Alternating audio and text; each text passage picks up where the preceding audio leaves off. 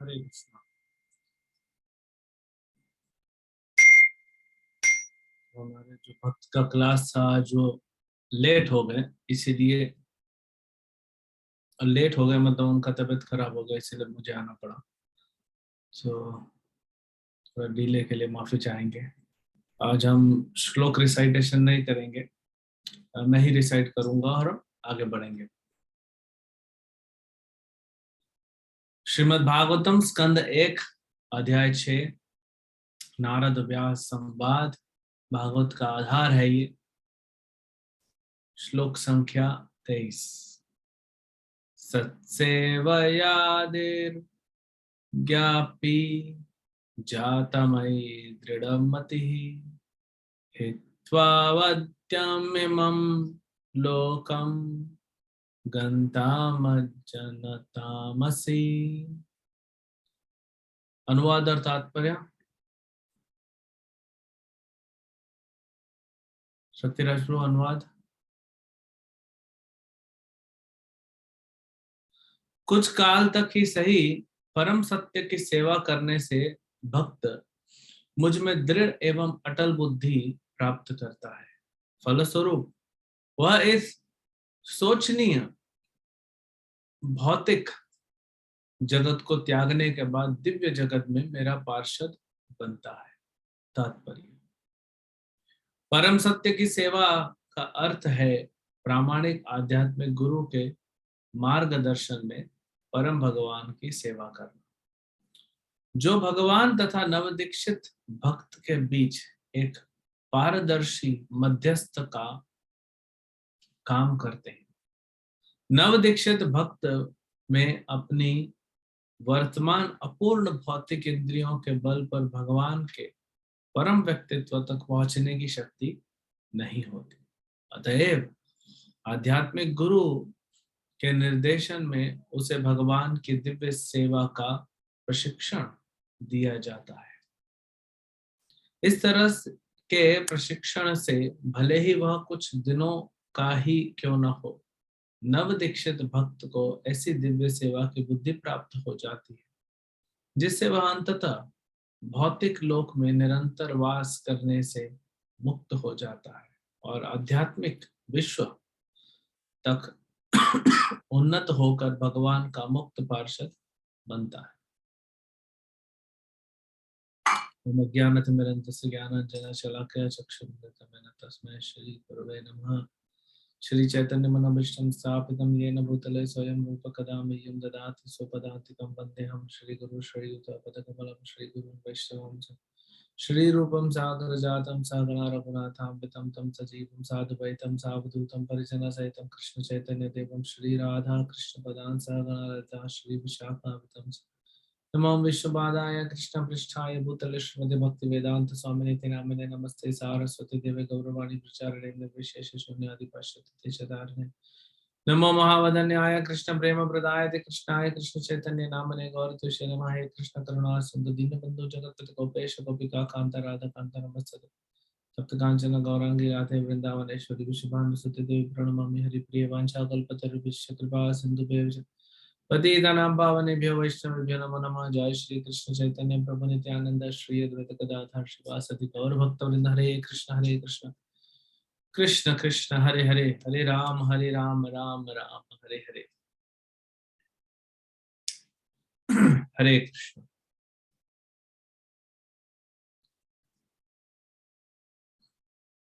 तो बहुत ही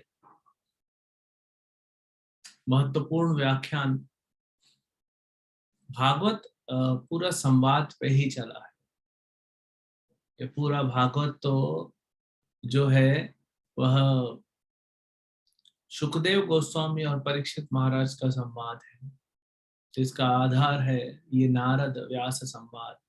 आगे फिर मैत्री विदुर संवाद आएगा, फिर सुत गोस्वामी और नैमिषारण्य के ऋषि शौनकादि ऋषि उनका संवाद है। तो पूरा संवाद है ये।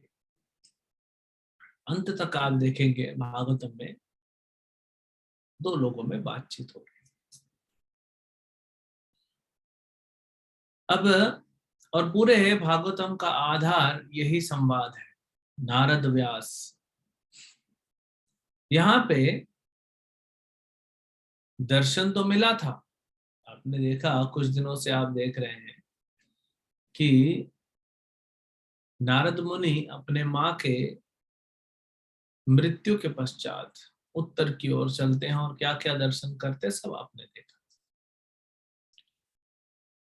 और फिर तपस्या करते हैं और उनको भगवान का दर्शन प्राप्त होता है। कुछ समय, एक क्षण के लिए दर्शन प्राप्त होता है।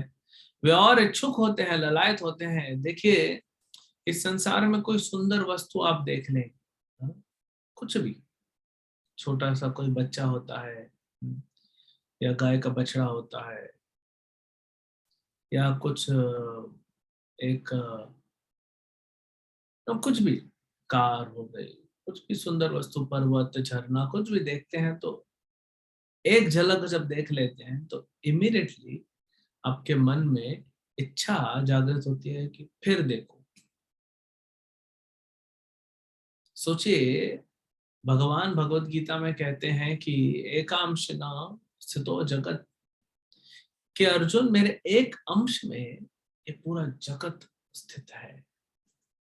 इसकी सुंदरता की क्या बात करना, जगत जितना सुंदर है हमने तो देखा भी नहीं है ना, पूरा जगत। इतने सुंदर सुंदर मनोरम स्थान है, तो स्वर्ग कितना सुंदर होगा, ब्रह्मलोक कितना सुंदर होगा, और ये सारा ब्रह्मांड भगवान की सुंदरता के सामने कुछ नहीं। तो वह नारद मुनि भगवान को एक बार देख लिए, हृदय तरस नहीं जाता, तड़प जाता है भगवान को फिर देखने के लिए। हम तो सिर्फ जो यहाँ कहे हैं, जो भागवतम में दिया है उसी को बता सकते हैं, कोई पर्सनल अनुभव तो है नहीं, आचार्यों से सुना है। तभी तो लोग भगवान के पीछे इतने अ, दीवानों की तरह लगे रहते हैं सेवा में, सब कुछ छोड़।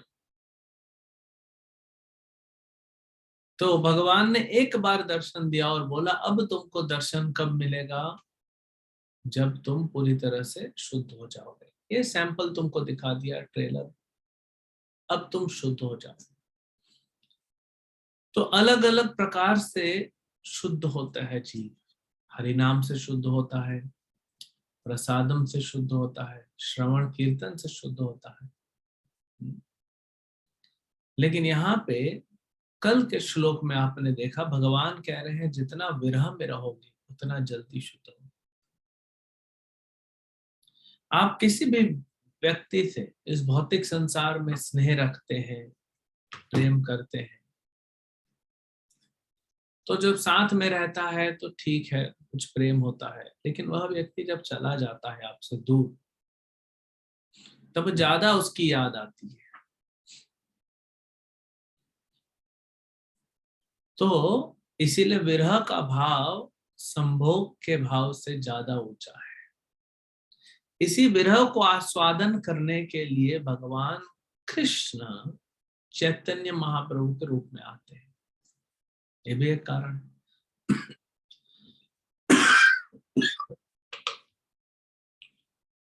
श्रीमती राधा रानी इस विरह को आस्वादन करती है। हमारे लिए, हम क्योंकि भौतिकवादी हैं, इसीलिए हमको लगता है विरह मतलब दुख। आध्यात्मिक जगत में विरह और संभोग से कोई फर्क नहीं पड़ता, क्योंकि दोनों सेम है। भगवान आपके साथ हैं, या आप भगवान के बारे में सोच रहे हैं, या भगवान की सेवा कर रहे हैं, आध्यात्मिक जगत में एक ही है। लेकिन जब कोई व्यक्ति रहता है तो उसके बारे में हम उतना तीव्रता से, उतनी इंटेंसिटी से नहीं सोच पाते, तो इसीलिए भगवान अप्रकट हो जाते हैं। रास लीला में भी अप्रकट हो जाते हैं, तो गोपियों की जो दशा होती है, उन्माद की उनकी दशा होती है, पूरी तरह से वो विमोहित हो जाती हैं। यू नो, शुद्ध, यानी अगर सरल भाषा में कहा जाए तो पूरी तरह से पागल हो जाती है भगवान के विरह में। लेकिन उसमें जो आस्वादन होता है वो आप पढ़िए, भागवत के उन श्लोकों में जो आस्वादन किया है गोपियों ने, जो यशोदा और नंद बाबा ने कृष्ण के विरह में जो आस्वादन किया है, वो कई गुना ज्यादा है।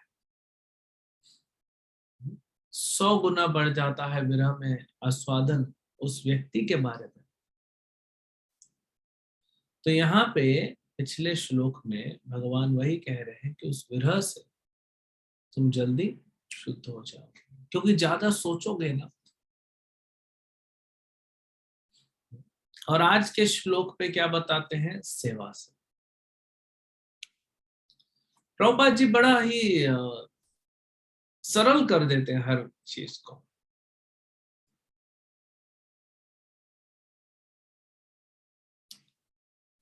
लेकिन बड़े दुर्भाग्य की बात है, प्रभुपाद की इसी सरलता को हम नहीं समझ पा रहे। हमारा मन इतना जटिल है, हमको लग रहा है इतना सरल उपाय कैसे हो सकता है। हालांकि दिखने में जो प्रभुपाद जी लिखते हैं वो बहुत सरल है, लेकिन करने में वो बहुत कठिन है। इसीलिए प्रभुपाद कहते हैं भक्ति सरल है, आसान नहीं है। Krishna consciousness is simple but not easy. उसके लिए त्याग, उसके लिए बलिदान, उसके लिए वैराग, उसके लिए सब कुछ छोड़ने को तैयार होना पड़ेगा। कृष्ण अपने आप को तभी देंगे आपको जब आप सब कुछ छोड़ देंगे। नारद सोच रहे थे कि कैसे अब माता है, क्या करूं मैं, तो कैसे भगवान ने माँ को भी अलग कर दिया। तो नारद मुनि रोने नहीं बैठ गए। तो जब आप सब कुछ छोड़ोगे तब भगवान मिलेंगे। आप ये नहीं कह सकते मेरे पास सब कुछ हो और भगवान भी मिले, नहीं। भगवान देखना चाहते हैं ना कि किससे ज्यादा प्रेम है इसको। ये रावण है कि हनुमान है? हनुमान को कुछ नहीं चाहिए था, सिर्फ राम चाहिए। माता सीता ने जब वो मोतियों का हार दिया तो फिर हनुमान ने एक एक मोती तोड़ के देखा, इसमें राम नहीं है। लेकिन रावण, उसको सीता चाहिए, राम नहीं।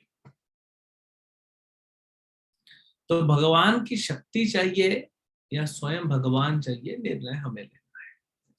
अगर भगवान चाहिए तो भगवान बोलते हैं शक्ति को छोड़ना। फिर वो भगवान के साथ तो सब कुछ मिलेगा आपको, क्यों? भगवान मिल गए तो सब कुछ मिल गया। तो भगवान की शक्ति क्या है?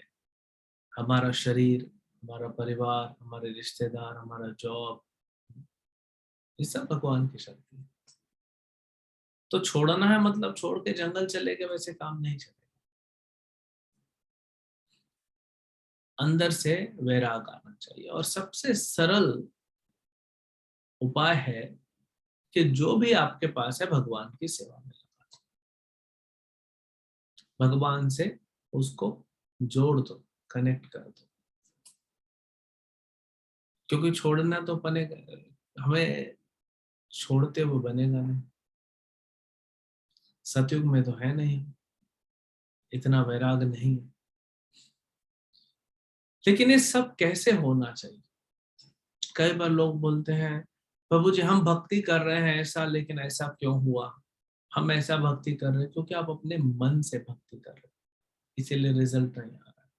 अगर आप में से किसी को लगता है कि हम भक्ति कर रहे हैं लेकिन वो रिजल्ट नहीं आ रहा है, क्योंकि आप अपने मन से भक्ति कर रहे हैं। प्रभुपाद जी यहाँ पे क्या कहते हैं? सेवा कैसे करनी है? गुरु के निर्देश में करनी है। गुरु के निर्देश में रह के जब सेवा करेंगे तब क्या होगा? तब आपको पता पड़ेगा कि कैसे सेवा करनी है। ट्रेनिंग, 2 बार प्रभुपाद जी शब्द यूज करते हैं तात्पर्य में, ट्रेनिंग। अपने आप से क्यों नहीं कर सकते?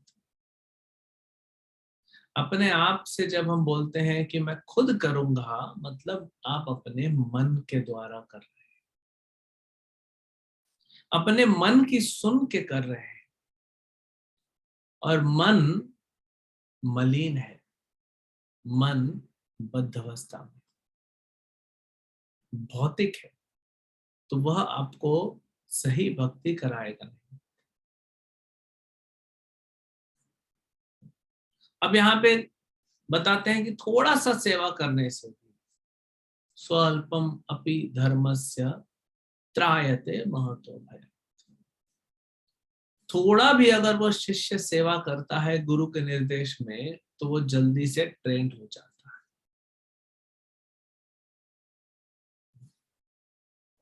देखिए, सदाचार बहुत जरूरी है। आपका व्यवहार, सदाचार ये कैसा है, इससे पता पड़ेगा भक्ति में कितने उन्नत हो। तो एक भक्त ने कल प्रश्न पूछा कि प्रभु, युधिष्ठिर महाराज ने माफ कर दिया था कौरवों को, लेकिन क्या यह सही है? कोई हमें नुकसान पहुंचा रहा है और हम उसको माफ कर दें, क्या ये सही है?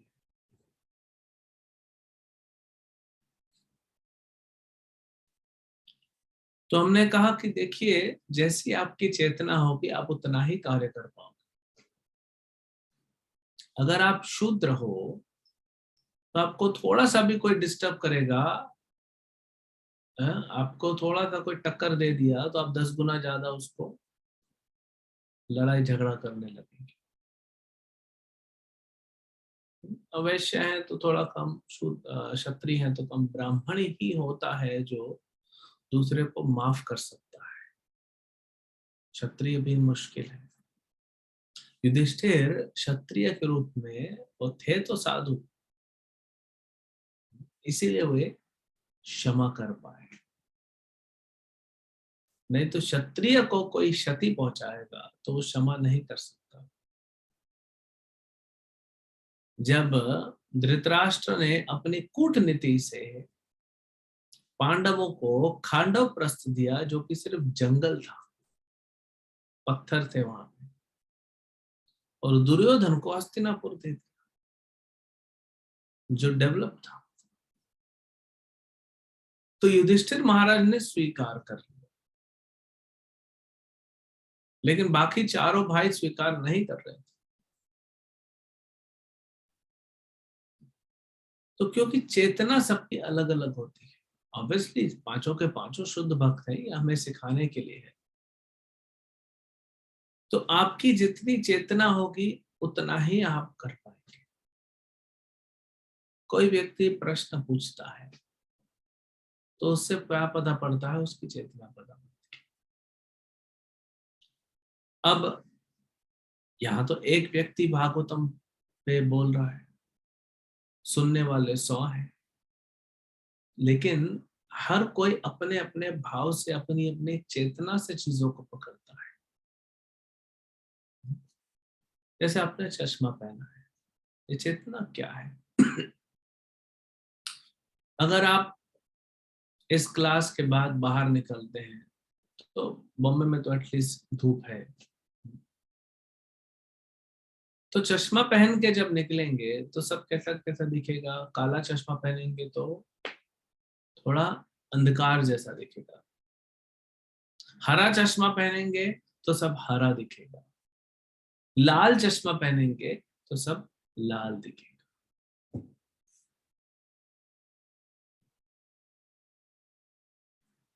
तो ये चेतना भी ऐसा ही है, आत्मा ने चश्मा पहन के रखा है और वैसा ही उसको संसार दिखता है। तो यहाँ पे सेवा की बात है, थोड़ी सी सेवा से हम आगे बढ़ सकते हैं, लेकिन गुरु के निर्देश में होना चाहिए।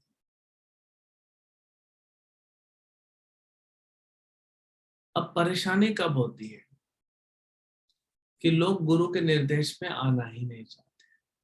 एक तो ये कैटेगरी हो गई, दूसरी कैटेगरी हो गई जो गुरु का आश्रय लेते हैं, लेकिन अप्रामाणिक गुरु के पास पहुंच जाते हैं, गड़बड़ हो जाती है, क्योंकि भगवान से कनेक्शन नहीं है उस गुरु परंपरा का, तो कुछ भी नहीं मिलने वाला।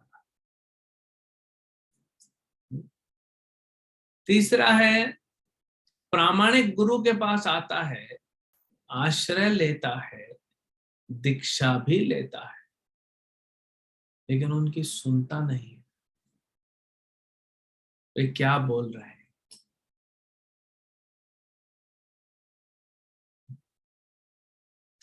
चौथी कैटेगरी में लोग होते हैं जो आते हैं प्रामाणिक गुरु के पास, आश्रय लेते हैं, दीक्षा लेते हैं, कुछ दिनों तक पालन करते हैं, गुरु के अनुसार चलते हैं, सेवा करते हैं, उन्हें आनंद भी मिलता है, क्योंकि प्रामाणिक गुरु के दिए गए मार्ग पे चलेंगे तो आनंद तो मिलेगा ही भक्ति का, लेकिन फिर वो छोड़ देते हैं। अहंकारवश ये सोचते हैं कि अब हम ट्रेंड हो गए हैं, अब हमें किसी की आवश्यकता नहीं है, अब हम खुद कर सकते हैं।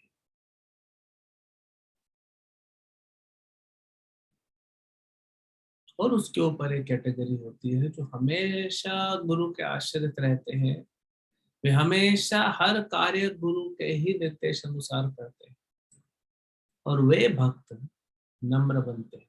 अहंकार भले उनमें हो, भले उनमें त्रुटियां हो, लेकिन वे गुरु के चरणों में है, गुरु के आदेश अनुसार चल रहे हैं, तो बहुत जल्दी क्या हो जाता है, उनका हृदय शुद्ध हो जाता है। लेकिन वह बहुत कम लोग पहुंच सकते हैं, हर किसी के बस की बात नहीं है वहां पहुंचना।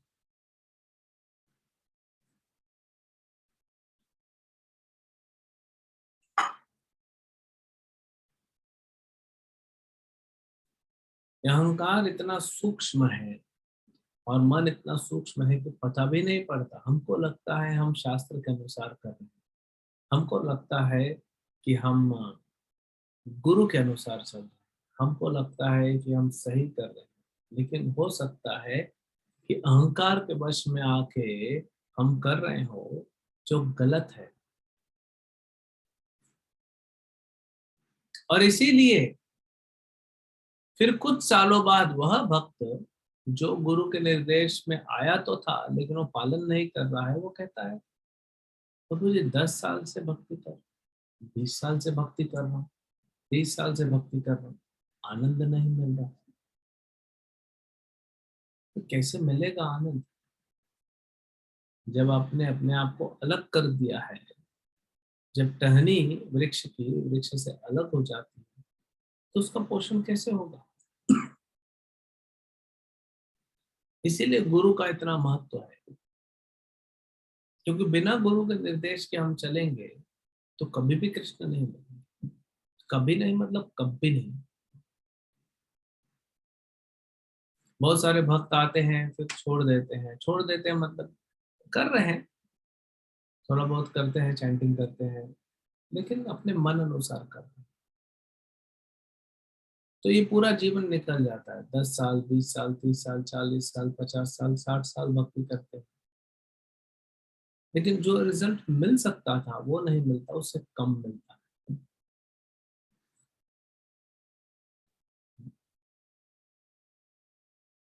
तो कोई पूछेगा कि कब तक मैं गुरु के निर्देश अनुसार चलूंगा, कब मैं बड़ा बनूंगा। ये भाव ही अहंकार का है कि मैं कब अपने हिसाब से करूंगा, मैं कब बड़ा बनूंगा। ये भाव अहंकार दिखाता है। अगर हमारे अंदर ये भाव आ रहा है कभी भी कि अब मैं और कितने दिन मैं इनको पालन करूं, ये भागवतम को पालन करूं, गीता को पालन करूं, प्रभुपाद को पालन करूं, मैं तो अपने हिसाब से करूंगा, तो समझ जाइए आपके अंदर अहंकार तो था, अब वो बढ़ रहा है, अनर्थ आपके हृदय में बढ़ रहे हैं। लेकिन अगर प्रामाणिक गुरु के निर्देश अनुसार थोड़ा सा भी सेवा करते हैं, श्लोक बताया, थोड़ा सा भी सेवा करते हैं तो बहुत जल्दी आपका हृदय शुद्ध हो जाएगा। जैसे ही हृदय शुद्ध होगा भगवान का दर्शन आपको तो इसीलिए प्रामाणिक गुरु का होना जीवन में और उनके निर्देश का होना बहुत जरूरी है। हम देखते हैं बहुत सारे भक्त होते हैं 20, 25, 30 साल से, लेकिन फिर वो बाद में इंडिपेंडेंट हो जाते हैं, अपने हिसाब से चीजें करते हैं। कुछ ऐसे होते हैं जो गुरु के ऊपर दबाव डालते हैं, क्योंकि गुरु के मुख से निकल जाए कि ठीक है जाओ करो। लेकिन ये ऐसे ही है जैसे शिव जी के पास जाके कोई भौतिक वस्तु मांगता है, शिव जी देना नहीं चाहते। शिव किसी को भी भौतिक वस्तु देना नहीं चाहते, लेकिन परेशान करते हैं। शिव बोलता है मेरा भजन डिस्टर्ब कर रहा है, ये ले भौतिक वस्तु और जा। कोई आशीर्वाद नहीं बोलते उसको। तो ऐसे ही गुरु के ऊपर दबाव डालते हैं और उनसे उगलवा लेते हैं। तो फिर उसमें प्रगति तो तब होगी जब आप कुछ करना चाहते हैं और गुरु बोलते हैं ये नहीं करो, ये करो, पूरा उल्टा, और आप करते हैं, तब प्रगति होती है। प्रभुपाद जी संन्यास नहीं लेना चाहते थे। प्रभुपाद कहते मैं संन्यास नहीं लेना चाहता था, लेकिन मेरे गुरु महाराज बार बार स्वप्न में आते थे, मुझे लेके जाते थे, तुम संन्यास लो, संन्यास लो, संन्यास लो। प्रभुपाद ने संन्यास लिया।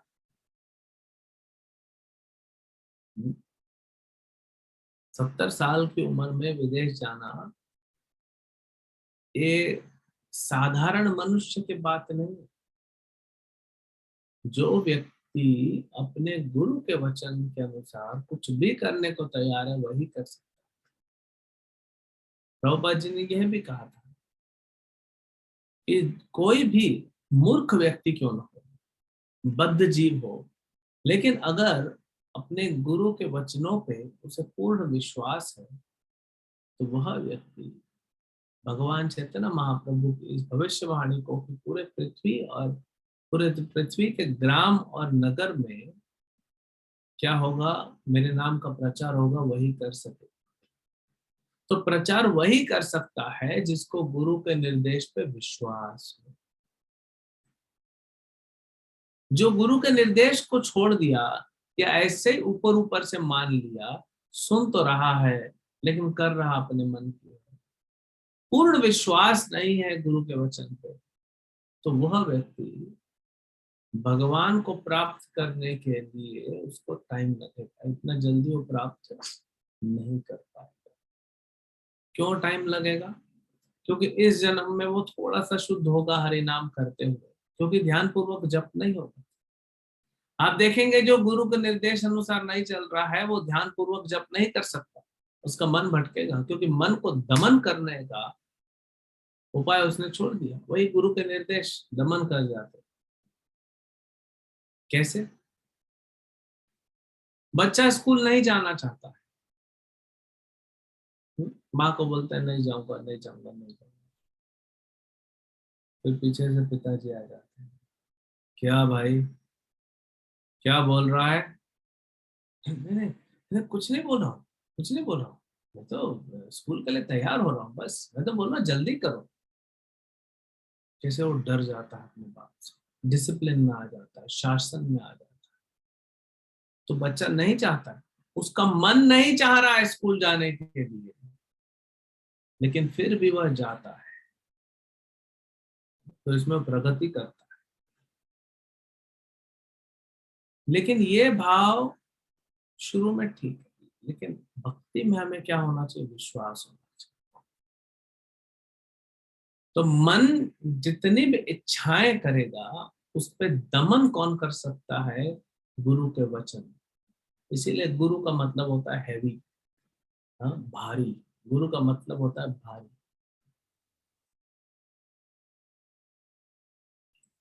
तो गुरु के वचन जो होते हैं वे मन को दमन करते हैं, मन की इच्छाओं को दबा देते हैं। और तब, क्योंकि कोई भी गुरु, प्रामाणिक गुरु आपको भौतिक प्रगति नहीं करवाएगा, आध्यात्मिक प्रगति की ओर भेजेगा।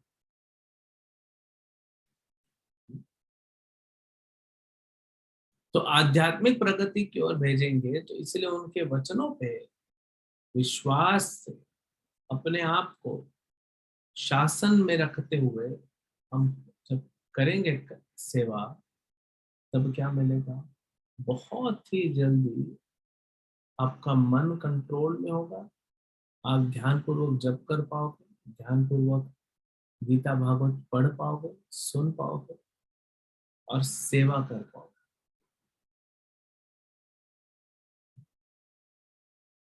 कई बार हम कुछ बड़ा करना चाहते हैं भक्ति में, मैं ये करूंगा, मैं वो करूंगा, वो करूंगा, लेकिन अपने मन से, तो फिर उसका फल उतना ज्यादा नहीं मिलता है। तो थोड़ी सी भी सेवा करने से आपको भगवान की प्राप्ति हो जाएगी, लेकिन वह सेवा भगवान के प्रतिनिधि जो श्री गुरु हैं, उनके वचन अनुसार करना।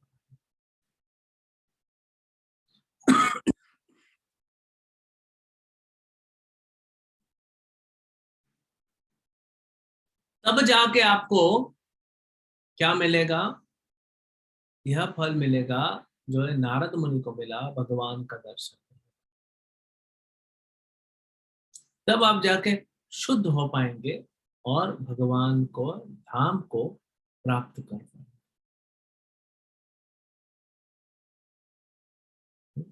जितना हम अपने मन से करेंगे उतना तकलीफ में रहेंगे, क्योंकि इतने जन्मों से हम अपने मन की सुने हैं, इसीलिए दुख प्राप्त कर रहे हैं। दुख का कारण है हम अपने मन की सुने हैं। शास्त्रों की सुनेंगे, गुरु की सुनेंगे, भगवान के सुनेंगे, तो मन दमन हो जाएगा मन का, और फिर आप वही करेंगे जो गुरु साधु शास्त्र कहते हैं। तब आप शुद्ध मार्ग पे जल्दी चलेंगे और भगवान की प्राप्ति। अब इतना आसान नहीं है, लेकिन जो करेगा वो उसको मिलेगा। मनुष्यानाम सहस्त्रेषु, हजारों हजारों मनुष्यों में हाँ कुछ एकाध ही होंगे। तो अगर आपको अच्छा चाहिए, जैसे क्लास में 50 स्टूडेंट्स हैं, उसमें से टॉपर एक ही हो, लेकिन वो मेहनत करने वाला, वो मूवी देखने वाला नहीं हो, वो क्लास में पीछे बेंच पे बैठ के टिफिन खाने वाला नहीं होगा क्लास में, वह ध्यान से सुनेगा, उसको अप्लाई करेगा, उसको समझेगा, उसको प्रैक्टिस करेगा और फिर एग्जाम में लिखेगा तो टॉप करेगा। तो गुरु और साधु और शास्त्र के वचन जो है वो ध्यान से सुनना और अपने जीवन में जो बोला जाए उसको प्रैक्टिस कर, तब जाके वहां पहुंचेंगे। नहीं तो स्कूल आने का लाभ तो उसका भी है जो पीछे क्लास में बैठ के टिफिन खा रहा है, क्योंकि पास तो वो भी हो जाएगा, डिग्री तो उसको भी थी स्कूल से मिलेगी, लेकिन वो नहीं मिलेगा जो स्टॉपर को मिलेगा। तो इसीलिए अगर हम भगवान की प्राप्ति इसी जन्म में करना चाहते हैं, जल्दी से जल्दी करना चाहते हैं, तो हमें क्या करना चाहिए कि गुरु और साधु और शास्त्र के वचन को पकड़ के अपना आधारशिला बना के और अपना जीवन चलाना चाहिए। मन की आई हुई बातों को हमें साइड में रख देना चाहिए। ये हमने कहा इतना सरल नहीं है, प्रयास करना पड़ेगा, कठिन है, परिश्रम लगेगा, लेकिन कृष्ण को प्राप्त करना भी तो इतना आसान नहीं है। आप कृष्ण को प्राप्त करना चाहते हैं तो मेहनत तो करनी पड़ेगी। मार्ग सरल है लेकिन मेहनत करनी पड़ेगी। जैसे कोई व्यक्ति बहुत बीमार हो जाता है, बहुत कमजोर हो जाता है, तो वो खाना भी नहीं खा सकता, लेकिन खाना नहीं खाएगा तो कमजोरी हटेगी कैसे उसके शरीर से? तो उसको हिम्मत करके थोड़ा बहुत तो खाना पड़ता है। कुछ भी ले, जूस ले, सूप ले, सब्जी ले, खिचड़ी खाए, चपाती खाए, जो कुछ तो खाना पड़ता है। तो वैसे ही बद्ध अवस्था में भक्ति नहीं करने की वजह से हमारी आत्मा कमजोर हो गई, और वो कमजोर आत्मा भक्ति कर नहीं पा रही। कमजोर मतलब मन से कमजोर है, मतलब मन जहां भगा रहा है हम भाग रहे हैं, आत्मा घसीटती हुई पीछे पीछे मन के जा रहे हैं, वो आत्मा में बल नहीं रहा, जिसको आत्मबल कहते हैं। तो इसीलिए थोड़ा थोड़ा भक्ति करना पड़ेगा और प्रयास करना पड़ेगा। जैसे एक बीमार व्यक्ति प्रयास करता है खाने का, भले आप उसको चम्मच से खिलाइए भी, लेकिन उसको जो गले से अंदर लेना है या चबाना है तो उसको खुद करना पड़ेगा। तो ये मेहनत आप करेंगे तो आपको कृष्ण प्राप्त होगा। करना थोड़ा सा ही है, लेकिन निर्देश में अपने मन से नहीं करना, इसीलिए सरल है मार्ग, लेकिन आसान नहीं। तो आप प्रयास कीजिए, जैसे नारद मुनि ने प्राप्त किया अपने गुरुजनों की सेवा करते हुए, ऐसे ही हम अपने गुरु का वचनों को पूरे निष्ठा से, पूरी श्रद्धा से, पूरे विश्वास से पालन करें। सिर्फ पालन करेंगे तो अच्छा है, लेकिन विश्वास से पालन करेंगे कि ठीक है, मुझे गुरु ने ये कहा है और मैं करूंगा तो जरूर मेरा उद्धार होगा, उस विश्वास से करेंगे तो बहुत जल्दी और बहुत अच्छी गति पे आप इस भक्ति में प्रगति। हरे कृष्ण। तो किसी भक्त का कोई प्रश्न है?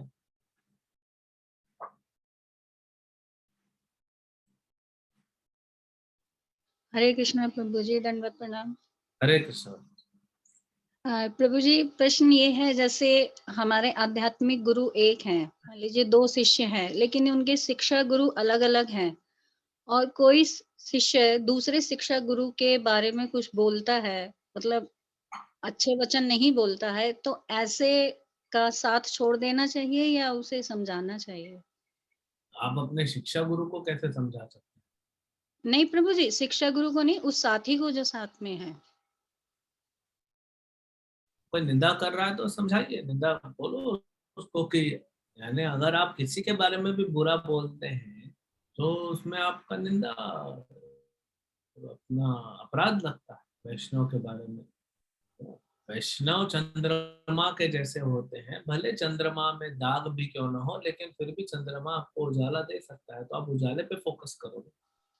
भौतिक संसार में कुछ न कुछ कमियां सब में है, लेकिन अगर आप उन कमियों को, आगे आएगा 17वें अध्याय में, इसी स्कंद, पहले स्कंद पे 17वें अध्याय में आएगा कि आप अगर किसी की कमियां देखते हो तो वह कमी आपके अंदर आ जाती है। देखते हो मतलब क्या आंख बंद कर, नहीं, देखिए, कमियां दिखती हैं, कमी है, लेकिन उसको नजरअंदाज करो।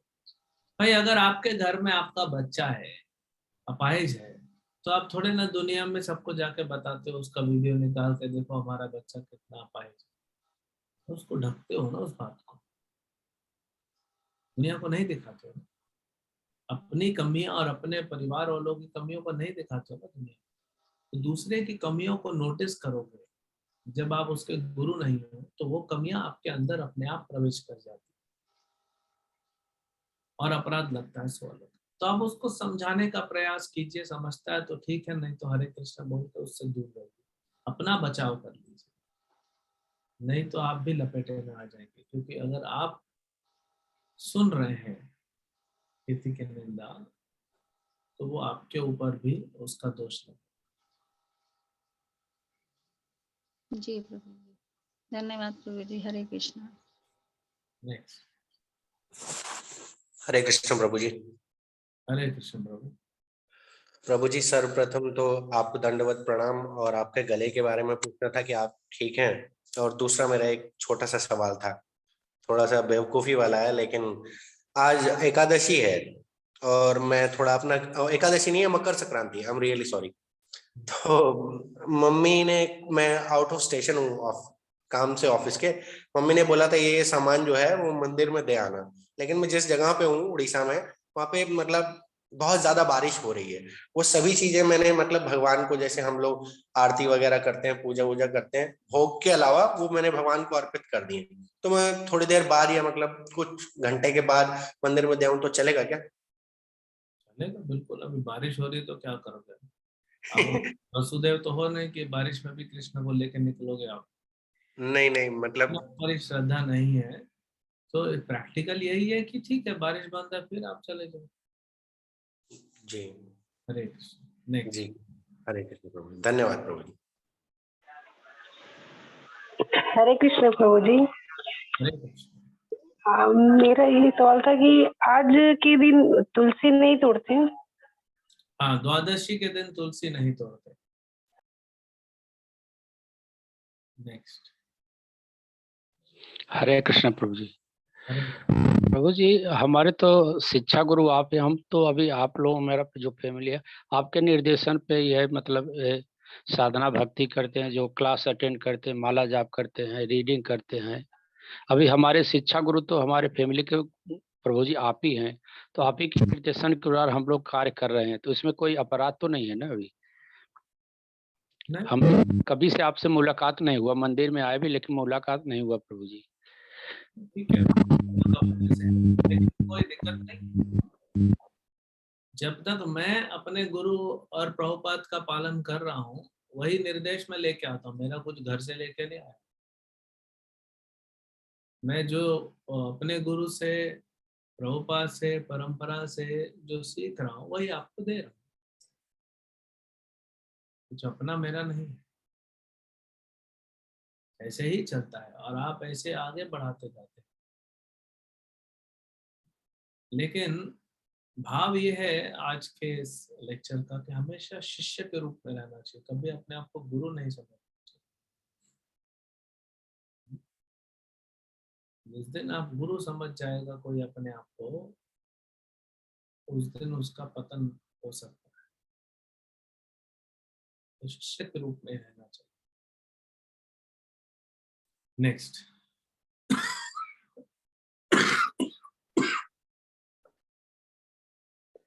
हरे कृष्ण प्रभु जी। अरे ये आज का दिन मकर संक्रांति और कल लोहरी था, तो थोड़ा कुछ उसके रिलेशन में कुछ बताएंगे, कल इम्पोर्टेंस? बताएंगे। कल हाँ कल जी। मकर संक्रांति के ऊपर क्लास लेंगे क्योंकि वैष्णव पद्धति से मकर संक्रांति कल है। तो कल सवेरे का क्लास मकर संक्रांति पे लेंगे। अच्छा, और लोहरी का क्या है वैसे? एक ही चीज है प्रभु, नाम अलग अलग है बस। अच्छा, ओके। हरे कृष्ण। हरे कृष्ण। प्रभु जी मुझे ये पूछना था, आज तो द्वादश है, फिर खाने में भगवान को तुलसी कैसे देंगे? तो तुलसी आपको पहले से अरेंज करके रखना चाहिए। तो अब ये काम हाँ, कीजिए आप। अब ये काम नहीं नहीं, सुनिए तो। रखे हैं प्रभु जी। हाँ तो बस वो फिर ऑफर कर दीजिए ना। आपको तोड़ नहीं सकते लेकिन तुलसी जो है उसको तो यूज कर सकते हैं। अच्छा ठीक। आज के दिन तुलसी तोड़ सकते हैं? हमने कहा नहीं। लेकिन ऑलरेडी अगर आपके पास रखा हुआ और नहीं है तो मार्केट में मिल जाता है फूल वालों के यहाँ तुलसी। हाँ जी जी प्रभु, धन्यवाद। हरे कृष्ण। नेक्स्ट प्रश्न। हरे कृष्णा प्रभु जी। अ, हम तो जैसे आपकी क्लासेस करते हैं तो मतलब हमारे गुरु आप हैं, हमारे गुरु कौन हैं? देखिए अभी सबके लिए पूरे इस्कॉन में प्रभुपाद जी प्रथम शिक्षा गुरु हैं। प्रथम जी शिक्षा गुरु और हमेशा जी प्रथम शिक्षा गुरु रहेंगे। तो आप जी प्रभुपाद के ग्रंथों से शिक्षा ले रहे हैं। दूसरा, अभी आपका दीक्षा हुआ नहीं है ना? तो जी अभी जैसे मैंने कहा कि मैं वो सेवा कर रहा हूँ, मुझे वो मेरे जी गुरु की सेवा मिला है कि जाओ प्रचार करो। जी तो वही शिक्षा जो प्रभुपाद की है, जो उनके ग्रंथों से, उनके लेक्चर से या हम गुरु परंपरा से प्राप्त कर, वही दे रहा हूँ मैं आपको। तो उसका आप जी पालन करेंगे तो डेफिनेटली आपका भक्ति में प्रगति होगी। जी जी यही प्रश्न है आपका? जी प्रश्न यही है कि जैसे आप कह रहे थे गुरु के निर्देश में ही करें, मतलब कि मेन हमारे मेन गुरु तो प्रभुपाद हैं, शिक्षा गुरु। बट मेन गुरु गुरु के तो गुरु को अभी फॉलो वही करें। वही तो बोल रहा हूँ, जब तक हमारा जैसे दीक्षा नहीं होता है तो जी आपको जी मैं शिक्षा दे रहा हूँ, वही प्रभुपाद जी जी की जी शिक्षा को एलोबरेट, जी जी तो आप उस चीज को फॉलो करें।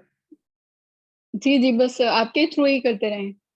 और कई बार तो ऐसा भी होता है, हमने कितने भक्तों का दीक्षा करवाया, तो उनसे जी जी दीक्षा गुरु जो है, जो गुरु महाराज हैं, वो उनको कहते हैं कि आप चक्रवर्ती के संपर्क में रहो, लेक्चर, जी जी क्योंकि जी जरूरी नहीं कि ना हर बार दीक्षा गुरु के पास समय हो, जी जी कनेक्शन होना चाहिए, जी जी, है ना। अच्छा कई बार समझ रही हूँ। मार्केट में चार्जर मिलता है, वो वायर एक होती है, उसमें 3 होते हैं, एक यूएसबी सी होता है, एक माइक्रो जी यूएसबी होता है, एक लाइटनिंग पोर्ट होता है, तो 3 फोन 3 हो जाता है। तो ऐसे जी ही जी ऐसे ब्रांचेस निकलती है, तो आप कहीं से जी, भी समझ रही हूँ। हो, लेकिन वो परंपरा में होना चाहिए। अगर मैं जी जी कल को किसी कारणवश, मान लीजिए माया के प्रभाव में आके अगर मैं इस्कॉन छोड़ देता हूँ, तो आपको मेरे को पालन करने की जरूरत नहीं है, मेरे साथ आने की जी जरूरत नहीं है, आप इस्कॉन में ही रहिए, जी जी, समझ रही हूँ। है ना। जी जी जी, थैंक यू। चैतन्य महाप्रभु ने संन्यास किस दिन लिया था? मकर संक्रांति को लिया था। कल हम उसके बारे में बात करेंगे। वैष्णव निंदा से भक्ति प्राप्त नहीं होती, खत्म होती है, क्या यह सच है? बिल्कुल सच है, 100% सच है। आप बार बार प्रश्न पूछ रहे हैं, बिल्कुल सच है। नेक्स्ट।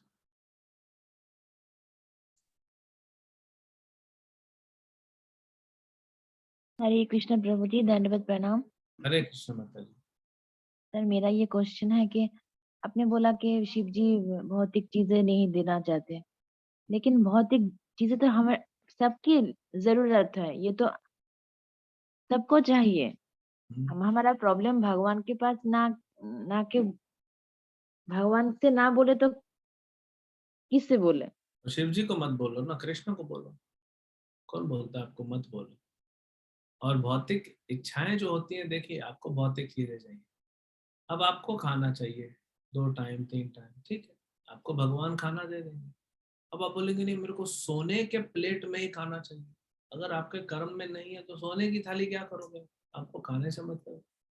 तो भगवान तो बिना मांगे भी दे रहे हैं। हमारे इच्छाएं ज्यादा हैं, हम ज्यादा मांगते हैं, क्या जरूरत है मांगने की?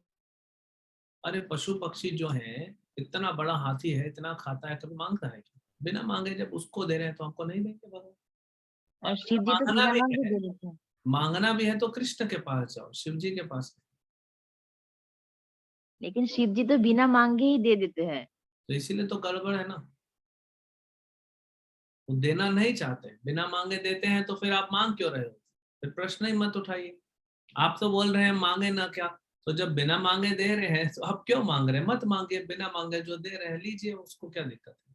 फिर मांग क्यों रहे हैं भगवान से? आप तो स्वयं कह रहे हैं कि शिव जी बिना मांगे दे देते हैं, तो अच्छी बात है, यानी उसका मांगने सामने की आवश्यकता नहीं है। जाने से ही दे देते हैं सब। हाँ, तो फिर आप मत मांगिए। अगर आप नहीं मांग रहे और सिर्फ जाने से दे दे रहे हैं तो बहुत अच्छी बात है। और मांगना ही है तो शिव जी से भक्ति मांगिए, है ना। जी नेक्स्ट क्वेश्चन। हरे कृष्ण प्रभु जी, दंडवत प्रणाम। हरे कृष्ण। प्रभु जी, मेरा प्रश्न बस ये है कि मेरी आज की क्लास आपकी छूट गई थी, तो इसकी रिकॉर्डिंग आज की मिल सकती है? फेसबुक पे लाइव चल रहा है और यूट्यूब पे भी 1-2 दिन में आ जाएगा। अच्छा, ठीक है प्रभु जी।